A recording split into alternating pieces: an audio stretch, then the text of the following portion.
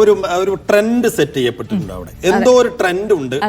കാരണം ഒരു 75-ലേക്ക് polling percentage എത്തണമെങ്കിൽ എന്തോ ഒരു ട്രെൻഡ് ഉണ്ട്. ആ ട്രെൻഡ് എന്താണ് എന്നുള്ളതാണ് നമുക്കിനി അറിയേണ്ടത്. അത് അൻവറിനോടുള്ള ഒരു സഹതാപ തരംഗമാണോ, യുഡിഎഫിന് അനുകൂലമായ ഇതൊക്കെ നമുക്ക് അറിയേണ്ടതുണ്ടല്ലേ. കാരണം ഒരു ട്രെൻഡ് ഇല്ലാതെ ഒരു ഉപതെരഞ്ഞെടുപ്പിൽ ഇത്രയും അധികം ആളുകൾ, പ്രത്യേകിച്ച് സ്ത്രീകളൊക്കെ ഇക്കണക്കിന് വോട്ട് ചെയ്യാൻ എത്തുമ്പോൾ അവർ മനസ്സിൽ ചിലത് കണ്ടിട്ടുണ്ടാകും. അതെന്താണ് ആ ഒരു ട്രെൻഡായി മാറിയത് എന്ന് നമുക്കൊരു പക്ഷേ വഴിക്കടവ് തുടങ്ങുമ്പോൾ അറിയാം. ആ ട്രെൻഡിന് എന്തെങ്കിലും സൂചനകൾ കിട്ടിയില്ലെന്ന് ഇപ്പൊ നേരത്തെ സൈഫ് അസ്ലം ഒക്കെ കാര്യം പറയും. നമുക്കൊരു ട്രെൻഡ് ഉണ്ടെങ്കിൽ അതിന് എന്തെങ്കിലും ഒരു സൂചന ലഭിക്കും. ഇപ്പോ ഒരു ഭരണവിരുദ്ധ വികാരം മൊത്തത്തിൽ ആ മണ്ഡലം ആകെ ആഞ്ഞടിക്കുന്നുണ്ടെങ്കിൽ അതിനെന്തെങ്കിലും സൂചനകൾ നമുക്ക് ഈ പ്രചാരണ ഘട്ടത്തിൽ അത് കിട്ടിയിട്ടില്ല. ഇനിയിപ്പോ അൻവറിന് അനുകൂലമായ ഒരു സഹതാപ തരംഗം വീശുന്നുണ്ടെങ്കിൽ അതിനൊരു പൂർണ്ണമായ സാധനം അതുമില്ല. ഭരണാനുകൂല തരംഗമാണ്. ഇപ്പൊ പിണറായിക്ക് അനുകൂലമായ അല്ലെങ്കിൽ മൂന്നാം ടേമിനും അനുമതി നൽകുന്ന രീതിയിൽ ഒരു തരംഗം ഉണ്ടെങ്കിൽ അതും കാണുന്നില്ല. അപ്പൊ എന്തൊക്കെയോ ഒളിച്ചു വെച്ചിട്ടുണ്ട്. ഒരു അപ്രവചനീയത ഇപ്പോഴും ജിൽസി അവിടെയുണ്ട്. അത് തന്നെയാണ് ഈ തെരഞ്ഞെടുപ്പിന്റെ ഒരു സർപ്രൈസിങ് എലിമെന്റ് എന്ന് പറയുന്നത്. അപ്പൊ അതെന്തായിരിക്കും എന്നറിയാനുള്ള ഒരു ആകാംക്ഷയാണ്. അതെന്തായാലും അധിക സമയമൊന്നുമില്ല, നമുക്ക് കുറച്ച് മണിക്കൂറുകൾ മാത്രമേ ഉള്ളൂ ആ ആകാംക്ഷയിലേക്ക് എത്താം. എന്തായാലും നമുക്ക് മുഹമ്മദ് അസ്ലത്തിലേക്ക് ഒരിക്കലും പോകാം അല്ലെ. അസ്ലം, അങ്ങനെ UDF വലിയ പ്രതീക്ഷ വെച്ച് പുലർത്തുന്ന കാര്യങ്ങളൊക്കെ പറഞ്ഞു. അപ്പോൾ നിലവിൽ UDF ഭരിക്കുന്ന പഞ്ചായത്തുകളല്ലാതെ മറ്റു പഞ്ചായത്തുകളിൽ നിന്നും വോട്ട് സമാഹരിക്കാൻ കഴിയും. കാരണം അത്രയധികം ഒന്നടങ്കം പ്രവർത്തിച്ചിട്ടുണ്ട് UDF പ്രവർത്തകർ. സാധാരണ തെരഞ്ഞെടുപ്പുകളിൽ കാണുന്നത് പോലെ മറ്റൊരു തരത്തിലുള്ള അടിയൊഴുക്കുകളൊന്നും UDF-നകത്ത് അവിടെ ഉണ്ടായിട്ടില്ല. ലീഗും കോൺഗ്രസും തമ്മിൽ കാലങ്ങളായി വലിയ റിഫ്റ്റ് അവിടെ ഉണ്ട്. 2014-21 അതെല്ലാം പരിഹരിച്ചുകൊണ്ട് ഒരു മെക്കാനിസം ഉണ്ട് എന്ന് നമ്മൾ പ്രതീക്ഷിക്കുന്നു. അതെ, അതാണ് അങ്ങനെയാണ്. അത് തന്നെയാണ് UDF അവകാശപ്പെടുന്നതും. പക്ഷേ മണ്ഡലത്തിലുടനീളം ഈ നമ്മുടെ റിപ്പോർട്ടർമാർ കണ്ടൊരു കാഴ്ചയും അത് തന്നെയാണ്. ഞാൻ അപ്പുറത്തേക്ക് എന്തെങ്കിലും സംഭവിച്ചെന്ന് അറിയില്ല. എന്തായാലും ആ ഒരു സംവിധാനം, UDF സംവിധാനം മൊത്തത്തിൽ അവിടെ ഉണർന്ന് പ്രവർത്തിച്ചതിന്റെ ഒരു ഫലം ഇത്തവണ ഉണ്ടാകുമെന്ന് അവർ വിശ്വസിക്കുന്നുണ്ട് അല്ലേ അസ്ലം?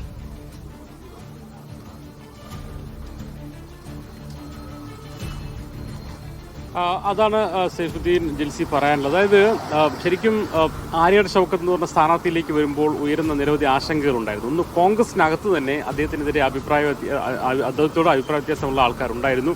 കഴിഞ്ഞ തെരഞ്ഞെടുപ്പിൽ അദ്ദേഹം പൂർണ്ണമായും സഹകരിച്ചില്ല എന്ന രീതിയിലുള്ള എന്ന പ്രചരണമല്ല എന്ന ആരോപണം അവിടെ നിൽക്കുന്നു കോൺഗ്രസിനകത്ത് തന്നെ. രണ്ടാമത്, മുസ്ലിം ലീഗുമായി പരമ്പരാഗതമായി ആര്യാട് ഷൗക്കത്തുമായൊക്കെ മുസ്ലിം ലീഗിനുണ്ടാകുന്ന അഭിപ്രായ വ്യത്യാസങ്ങൾ, മുസ്ലിം സമുദായത്തിൻ്റെ തന്നെ പല സംഘടനകൾക്കും ആര്യാട് ഷൗക്കത്തിൻ്റെ അഭിപ്രായ വ്യത്യാസം തുടങ്ങിയ നിരവധി ഘടകങ്ങൾ ആര്യാട് ഷൗക്കത്ത് സ്ഥാനാർത്ഥിയിലേക്ക് എത്തുമ്പോൾ ഉണ്ടായിരുന്നു. അതേസമയം UDF നേതൃത്വം, ഹൈക്കമാൻഡും UDF നേതൃത്വവും ചെയ്ത വളരെ വിദഗ്ധമായ ഒരു നീക്കമെന്ന് പറയുന്നത് ആര്യാട് ഷൗക്കത്തിൻ്റെ ഒരു വിജയം, അല്ലെങ്കിൽ ആര്യാട് ഷൗക്കത്തല്ല മത്സരിക്കുന്നത്. UDF-ന് 2026 നിയമസഭാ തെരഞ്ഞെടുപ്പിനെ ആത്മവിശ്വാസത്തോടെ നേരിടണമെങ്കിൽ ഈ വിജയം ആവശ്യമാണ്. UDF-ന് വിജയിപ്പിക്കണം എന്ന രീതിയിലേക്ക് മൊത്തം ടീമിനെ, കോൺഗ്രസിനെയും ലീഗിനെയും മൊത്തം അണികളെയും പ്രവർത്തകരെയും മാറ്റിയെടുക്കാൻ കഴിഞ്ഞു എന്നാണ് നമുക്ക് അവസാന ഘട്ടത്തിലേക്ക് നമ്മൾ നോക്കുമ്പോൾ, പ്രചരണ രംഗത്തേക്ക് പോകുമ്പോൾ എല്ലാം അറിയാൻ കഴിഞ്ഞത്.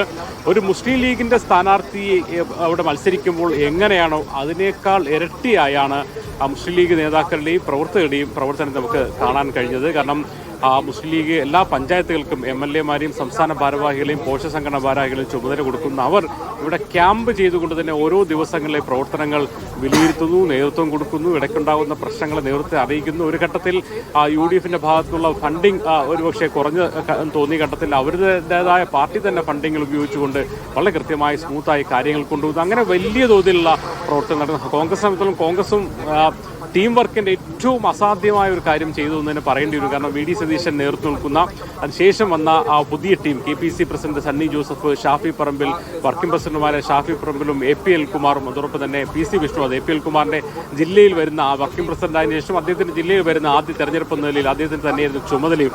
ഈ 3 ടീം അവിടെ നിന്ന് അങ്ങോട്ട് രാഹുൽ മാങ്കൂട്ടത്തിലാണെങ്കിലും PK ഫിറോസ് ആണെങ്കിലും തുടങ്ങി UDF-ന്റെ യുവനിര, നമുക്കറിയാം ചാണ്ടി ഉമ്മനെ കുറിച്ച് നമുക്ക് ഏറെ അയാൾക്ക് ഇന്നലെ രാത്രി തന്നെ അവിടെ എത്തിക്കാണും. അതോ കൂടുതൽ നേതാക്കളൊക്കെ ഇന്ന് വോട്ടെണ്ണലിനോടുകൂടി തന്നെ അവിടെ എത്താൻ സാധ്യതയുണ്ടോ?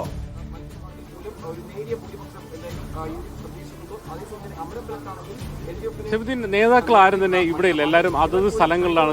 VD സതീശനാണെങ്കിലും മറ്റു നേതാക്കളൊക്കെ തന്നെ അതത് സ്ഥലങ്ങളിൽ തന്നെ. ഇവിടെയുള്ള നേതാക്കൾ മാത്രമാണ് ഉള്ളത്. ആര്യാട് ഷൗക്കത്തും പിന്നെ VS ജോയിയും APL കുമാറും പിന്നെ ഓഫീസിന്റെ ചുമതല ഉണ്ടായിരുന്ന ജ്യോതികുമാർ ചാമക്കാൽ ഉൾപ്പെടെയുള്ള പ്രധാനപ്പെട്ട നേതാക്കളാണ് ഇവിടെ ഉണ്ടാവുക. ഒരു പക്ഷേ തെരഞ്ഞെടുപ്പിന് ശേഷം വരുമെന്ന്, അല്ലെങ്കിൽ റിസൾട്ട് വന്നതിന് ശേഷം വരുമെന്ന് അറിയില്ല. നിലവിലെ അവസ്ഥയിൽ പലരും പ്രധാനപ്പെട്ട നേതാക്കളെ തന്നെ അവരുടെ ജില്ലകൾ തന്നെയാണ് ഇപ്പോൾ മാധ്യമങ്ങൾ കാണുമെന്ന് പറഞ്ഞിരിക്കുന്നത്. അത് ജില്ലകളിലാണ്. അതായത് ആ സമയത്തുണ്ടായിരുന്ന തെരഞ്ഞെടുപ്പിന്റെ കൊട്ടിക്കലാശം കഴിഞ്ഞ് അന്ന് രാത്രി തന്നെ പക്ഷേ നേതാക്കന്മാർ വണ്ടി കയറി കഴിഞ്ഞു. കാരണം തെരഞ്ഞെടുപ്പ് സമയത്ത് പുറത്തുള്ള നേതാക്കന്മാർ പാടില്ല എന്നുള്ളത് തന്നെ അവർ പോയി കഴിഞ്ഞു. ഇനി റിസൾട്ട് വരുന്നതനുസരിച്ചിട്ടുള്ള കാര്യങ്ങൾ മാത്രമായിരിക്കും ഉണ്ടാവുക. എന്നാൽ ഈ ഒരു ഞാൻ പറഞ്ഞു വെച്ചത് ആ ടീം വർക്ക് വളരെ ഫലപ്രദമായിരുന്നു. താഴ്ത്തട്ടിൽ നമുക്ക് മനസ്സിലാക്കാൻ കഴിഞ്ഞു. അതുകൊണ്ട് തന്നെയാണ് UDF നേതാക്കൾ കരുതുന്നത്. കാരണം ഏതോ ഒരു ഘട്ടത്തിൽ അമരമ്പലം ഉൾപ്പെടെയുള്ള പഞ്ചായത്തുകളിൽ ചില അടിയൊഴുക്കുകൾ ഉണ്ടാവാൻ സാധ്യതയുണ്ട് എന്ന് തെരഞ്ഞെടുപ്പിന് ശേഷം പല റിപ്പോർട്ടുകളും ഉണ്ടായിരുന്നു, അടിയൊഴുക്ക് ഉണ്ടായതായി. അതിനെ തുടർന്ന് നമ്മൾ അതിന്റെ ചുമതലയുള്ള നേതാക്കളോടൊക്കെ സംസാരിക്കുന്ന കാര്യം അത്തരം ഒരു വോട്ട് മറിക്കാനുള്ള സാധ്യത വളരെ വിരളമായിരുന്നു. കാരണം ഹൈക്കമാൻഡും UDF നേതൃത്വവും നേരിട്ട് നിരീക്ഷിച്ച ഒരു തെരഞ്ഞെടുപ്പ് നിലയിൽ ഓരോ ബൂത്ത് തലത്തിലുള്ള കൃത്യമായ നിരീക്ഷണമുണ്ട്. അങ്ങനെ ആരെങ്കിലും പണി കൊടുത്തു എന്ന് തോന്നി അല്ലെങ്കിൽ വോട്ട് വലിച്ചു എന്ന് തോന്നിയാൽ അവർക്ക് പിന്നീട് പാർട്ടിയിൽ വലിയ തോതിലുള്ള ഒരു പ്രതിഷേധം അല്ലെങ്കിൽ വലിയ തോതിലുള്ള പ്രതിസന്ധികൾ നേടേണ്ടി വരും. ആ അർത്ഥത്തിലുണ്ട് വലിയ തോതിലുള്ള വോട്ട് മറിക്കൽ, ഏതോ കുറച്ച് വോട്ടുകൾ ആർക്കെങ്കിലും മാറ്റി സ്വന്തമായി ചെയ്യാൻ പറ്റുമെന്നതിനപ്പുറത്തേക്ക് വലിയ വോട്ട് മറിക്കലിൻ്റെയോ പതിവ് ഇവിടെ നിലമ്പൂർ നടക്കുന്ന പോലെ കോൺഗ്രസിലെ ആഭ്യന്തര തർക്കത്തിൻ്റെയോ സാധ്യതകൾ അടയ്ക്കാൻ കഴിഞ്ഞില്ല. അതിനുള്ള സാധ്യത കുറവായിരുന്നു എന്നാണ് അവർ പറയുന്നത്. അതായത് വലിയ തോതിലുള്ള അടിയൊഴുക്കൽ ഉണ്ടായിട്ടില്ല എന്നാണ് അവർ ഇപ്പോഴും കരുതുന്നത്. സ്വാഭാവികമായിട്ടും ആ ഒരു ആത്മവിശ്വാസത്തിലാണ് മുന്നോട്ട് പോയത്. രണ്ടാമത്തെ കാര്യം എന്ന് പറയുന്നത് സർക്കാരിനെതിരായ നമുക്ക് പ്രചരണത്തിന്റെ ഒരു ക്യാമ്പയിൻ്റെ ഒരു രീതി നോക്കിയാൽ